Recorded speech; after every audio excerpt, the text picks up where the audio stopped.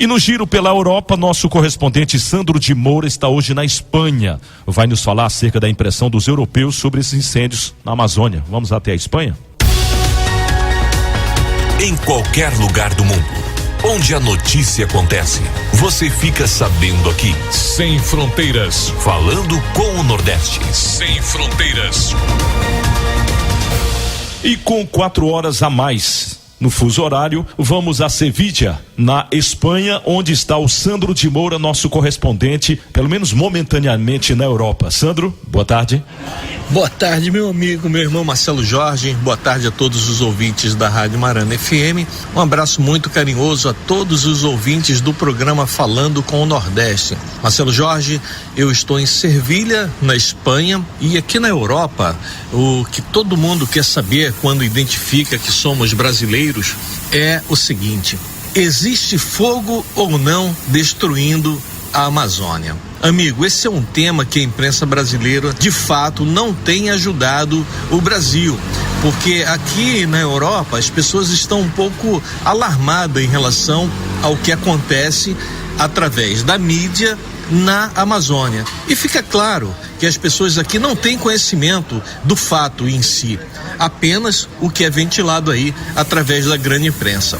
Na Câmara dos Deputados em Brasília, existe aí toda uma tensão em torno do juiz Sérgio Moro. Existe a especulação se o juiz pode ou não cair através de um esvaziamento que a mídia tem colocado que o juiz Sérgio Moro tem sofrido. Através da nossa equipe de reportagem em Brasília, Marcelo Jorge, temos tentado buscar qual a real situação em relação ao juiz Sérgio Moro.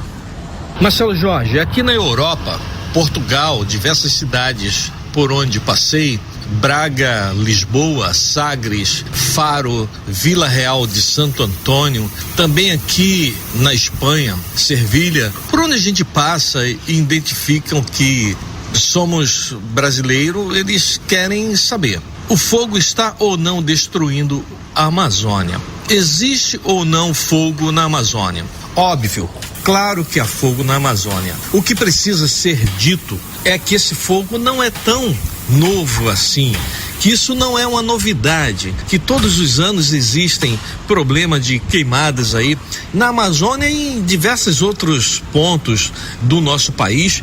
Isso é grave, tem que ser combatido, o governo tem que estar atento, mas não é justo que a imprensa venda o caos do Brasil para o mundo inteiro. E eu conversei aqui hoje, exatamente hoje, Marcelo, nesta manhã em Sevilha, com um porteiro, com um recepcionista da pensão que me recebeu, e ele perguntou: e aí, como é que tá a queimada na Amazônia? Eu disse: olha, existem queimadas, existem incêndios nos Estados Unidos, existem incêndios aqui em Portugal. E ele completou: e existem incêndios aqui na Espanha também. Eu pergunto a você, Marcelo Jorge, será que a Europa como um todo fica tão interessada em ajudar quando existe incêndio nos Estados Unidos? Será que a Europa fica tão preocupada e se colocando à disposição para assumir os cuidados do meio ambiente em Portugal quando existe incêndio? Ou aqui mesmo na Espanha, a Europa se une para dizer: nós vamos assumir esse pedaço aí dos Estados Unidos, de Portugal ou da Espanha, porque lá está havendo incêndio? Ou esse interesse é pontual na Amazônia? Será que a grande mídia no Brasil não percebe essa armadilha que ela mesma está armando para a sua nação?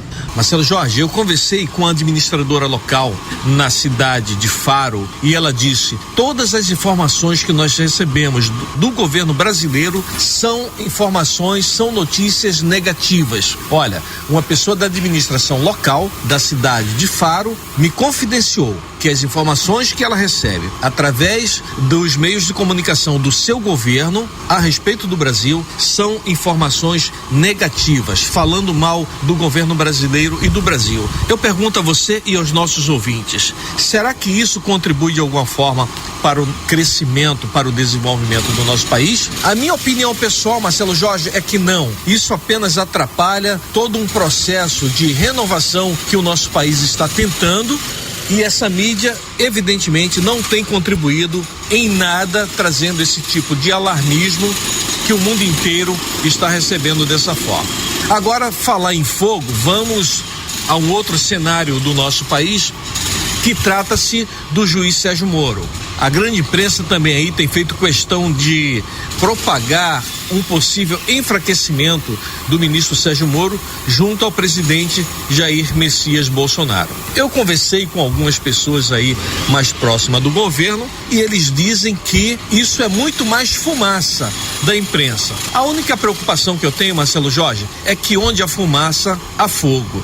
E para finalizar, quero dizer que a Câmara dos Deputados hoje celebrou uma sessão solene em homenagem aos 40 anos da Lei da Anistia. Essa lei, para quem não lembra, ela foi um marco aí importante para ativistas políticos, mas também a história e alguns meios de comunicação registra que foi uma forma também dos militares protegerem os seus.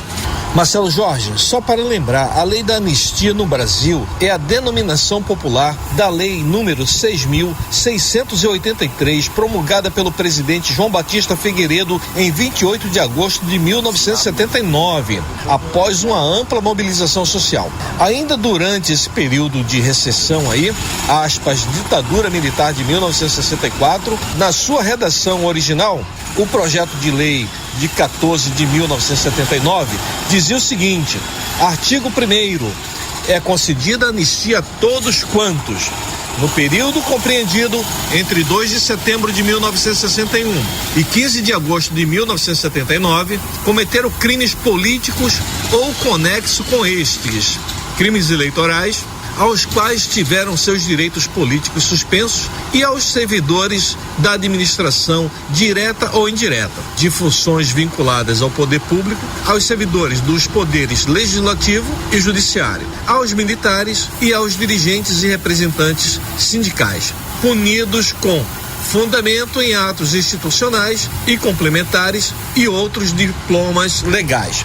Marcelo Jorge, embora tenha sido a redação original, o trecho final onde se lê "e outros diplomas legais" foi vetado por orientação do então presidente João Batista Figueiredo, em mensagem apresentada à sessão conjunta do Congresso Nacional em 22 de agosto de 1979. Fica então aí, Marcelo, registro. Hoje na Câmara dos Deputados foi celebrada uma sessão solene em homenagem à Lei da Anistia.